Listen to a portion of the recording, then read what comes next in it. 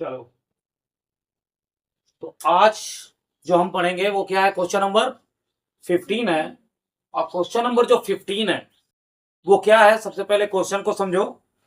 आप लोग देख रहे हो क्वेश्चन की लेंथ बहुत ज्यादा है, देख रहे हो ना। लेंथ का मतलब क्या, क्वेश्चन की जो लंबाई है। इतने बड़े ये क्वेश्चन होते हैं ना कि आप लोग क्वेश्चन को पढ़ते नहीं हो, क्वेश्चन सिर्फ बड़ा देख लेते हो, कहते हो अरे हो गया छोड़ दो इसको, और आगे निकल जाते हो। ये अक्सर आप लोग करते हो, क्वेश्चन को देखोगे बड़ा अगर लिखा हुआ है तो फिर उसको आप लोग टच ही नहीं करते। क्वेश्चंस को अगर एक बार ध्यान से पढ़ोगे तो शायद ये करने की जरूरत ना पड़े। अब यहां पे देखो क्वेश्चन नंबर 15 जो है वो क्या दिया है, the length of a rectangle, length of a rectangle exceed it's breath by 7 centimetre if the length is decreased by 4 centimeter and the breadth is increased by 3 centimeter, the area of new rectangle is the same of the area original rectangle. Find the length and breadth of the original rectangle. अब questions को जैसा कि मैं पहले भी आपको बताया हूं, एक्सप्लेन करो ध्यान से। सीधे सीधे क्या दिया हुआ है कि जो उसका रेक्टेंगल का जो लेंथ है, रेक्टेंगल तो जानते हो ना, रेक्टेंगल मतलब opposite side are equal, close figure by 4 sides, but opposite side are equal, ठीक ना। लेंथ और ब्रेथ, लेंथ और ब्रेथ तो होता है बट अपोजिट साइड इक्वल होता है, और ईच एंगल जो होता है वो क्या होता है, 90 डिग्री का होता है, तब वो होता है रेक्टेंगल, ठीक ना। तो अब यहां पर क्या कह रहा है कि जो लेंथ है वो ब्रेथ से कितना अधिक है, आप बताइए। लेंथ जो है वो ब्रेथ से कितना अधिक है, 7 है, तो यानी हमारा अधिक क्या है, length. So let's let the breadth be, let the breadth of rectangle क्या हो जाएगा, x सेंटीमीटर, क्योंकि वहां पे सेंटीमीटर में दिया हुआ है, ठीक ना।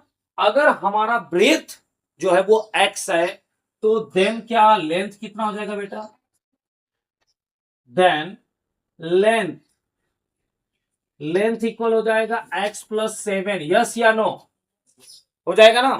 तो हमारे पास क्या आ गया, ब्रेथ भी आ गया और लेंथ भी आ गया। सो ये हमारा ओरिजिनल का है, पता है ना, ओरिजिनल का है। तो एरिया इसका क्या होगा बेटा, एरिया आपको पता है, रेक्टेंगल का एरिया होता है लेंथ इंटू ब्रेथ, यानी x plus 7 into x. Now x square plus 7x होगा कि नहीं होगा, ये हमारे ओरिजिनल रेक्टेंगल का है, किसका, ओरिजिनल रेक्टेंगल का। इतना समझ में आ गया।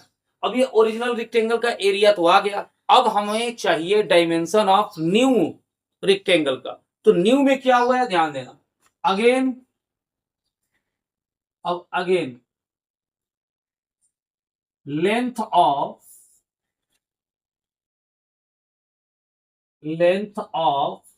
न्यू रेक्टेंगल, न्यू रेक्टेंगल का क्या है बेटा, पहले तो ओरिजिनल का लिख दिए, इसमें से कितना डिस्क्रीज हुआ है, 4 सेंटीमीटर, यानी -4 हो जाएगा कि नहीं हो जाएगा। x प्लस 7 तो हमारा ओरिजिनल का था, इसमें से जो 4 है वो क्या हो गया, डिस्क्रीज हो गया, यानी कम हो गया। तो कितना हो जाएगा बेटा, ये x प्लस 3 होगा कि नहीं होगा, बताइए x प्लस 3 होगा कि नहीं होगा। एंड ब्रेथ, BREADT, अब ब्रेथ ऑफ न्यू रेक्टेंगल क्या हो जाएगा, x प्लस 3 है, 3 इंक्रीज हुआ है, 3 क्या हुआ है, इंक्रीज हो गया है। ये आपका क्लियर हो गया। अब हमें एरिया निकालना है, एरिया ऑफ न्यू रेक्टेंगल। तो क्या देख रहे हैं, x प्लस 3 लेंथ भी है और x प्लस 3 ब्रेथ भी है, यानी x प्लस 3 का होल स्क्वायर हो रहा है कि नहीं हो रहा है, हो रहा है ना। तो x प्लस 3 का जब होल स्क्वायर होगा बेटा तो क्या होगा, एक्स स्क्वायर प्लस 3 का स्क्वायर 9 प्लस 2x y होता है या 2ab होता है, जो भी है, तो 2 into x into 3 means x square plus 9 plus 6x। ये हो गया। अब यहां पे हम देख रहे हैं कि हमारे ओरिजिनल का एरिया ये आया है और न्यू का एरिया क्या आया है, ये आया है कि नहीं आया। लेकिन अकॉर्डिंग टू क्वेश्चन का क्या रहा कि दोनों एरिया सेम है। क्वेश्चन में ध्यान से देख लो, दोनों एरिया क्या है, सेम है। तो चलो अब हम पहुंच आते हैं अपने नए टॉपिक की तरफ। ध्यान से देखना, अकॉर्डिंग टू क्वेश्चन क्या कह रहा है कि x square plus 7x equal x square plus 9 plus 6x। कोई डाउट बेटा, कोई समस्या नहीं है ना यहां तक। अब ध्यान से देखना, दोनों तरफ सेम एक्स स्क्वायर प्लस है, दूसरी तरफ जाएगा तो माइनस होगा कि नहीं होगा। और जब वो माइनस होगा यानी कि ये यहीं पे कैंसिल हो जाए। इतना कॉमन सेंस अब आपको है, आगे जाके बढ़ाकर फंसाने की जरूरत क्या है। अब यहां पे सीधे सीधे आपको आंसर दिखाई देने लगा होगा, यानी एक्स की value 7x minus 6x equal बेटा 9, देन x इक्वल 9। अब x इक्वल 9 जब आया, x इक्वल 9 मीन्स क्या है, ये x ब्रेथ ऑफ रेक्टेंगल।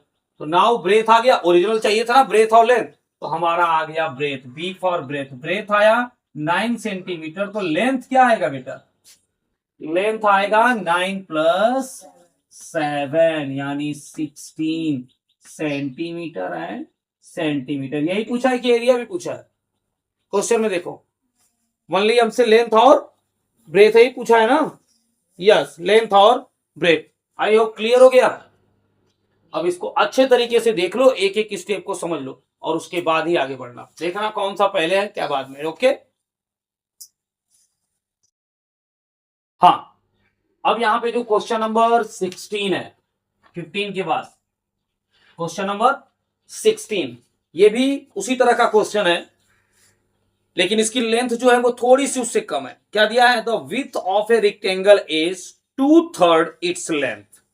यानी यहां पे जो ब्रेथ है वो लेंथ का कितना है, 2/3 यानी 2/3 है। If the perimeter is 180 metre find the dimension of the rectangle. यानी कि लेंथ और ब्रेथ यहां पर भी फाइंड आपको करना है, ठीक ना। लेकिन यहां पे क्या कर रहा है कि लेंथ जो है, लेंथ का जो ब्रेथ है वो लेंथ का 2/3x है।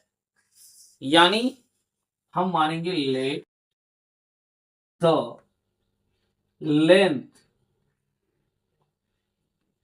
लेंथ ऑफ रेक्टेंगल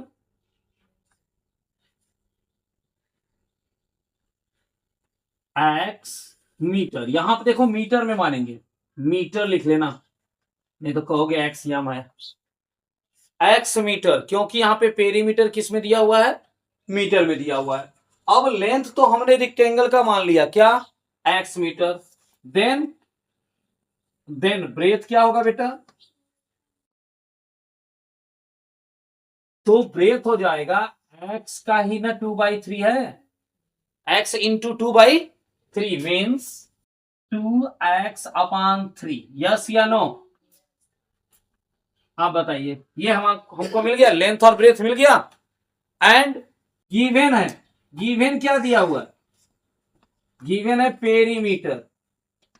पेरीमीटर दिया गया है ना, पेरीमीटर इक्वल दिया गया 180 मीटर दिया गया है। अब 180 मीटर आपका पेरीमीटर दिया गया है और लेंथ और ब्रेथ हमारे पास मौजूद हो गया है। तो अब हम अकॉर्डिंग टू क्वेश्चन करके पेरीमीटर कर लें।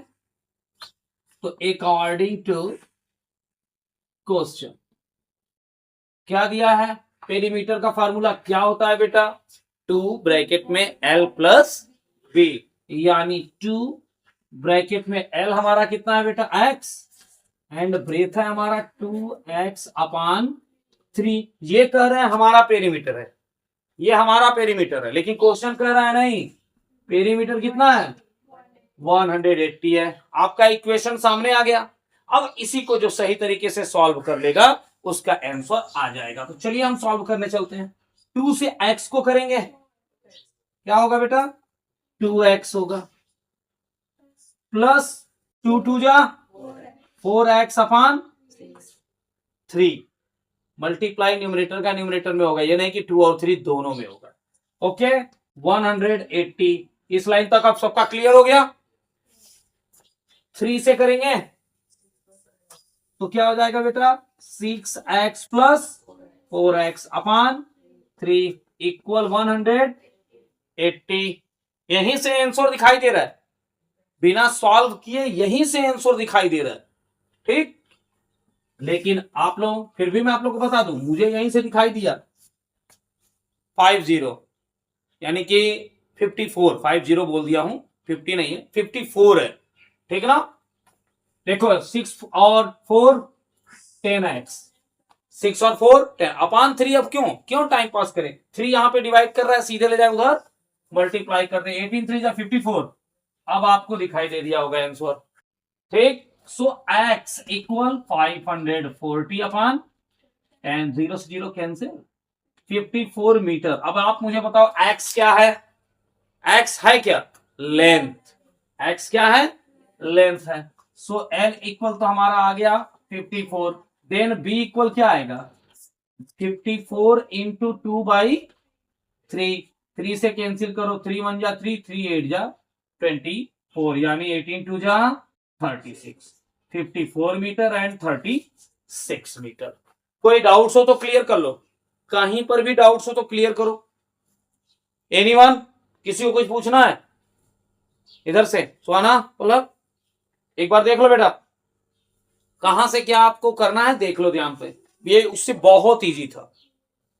एक तरफ से एकदम देखिए, हमने क्या किया हुआ है, लेंथ पहले मान लिया है, फिर उसके बाद हमने ब्रेथ किया हुआ है, फिर आपका पेरीमीटर दिया हुआ है और उसको इक्वेशन पे हमने रख दिया है, ठीक ना। हाँ, अब इक्वेशन सॉल्व करना आप लोगों को समझा दिया हूं, ये अगर क्लियर नहीं होगा तो फिर आपका कुछ भी क्लियर नहीं होगा। चलो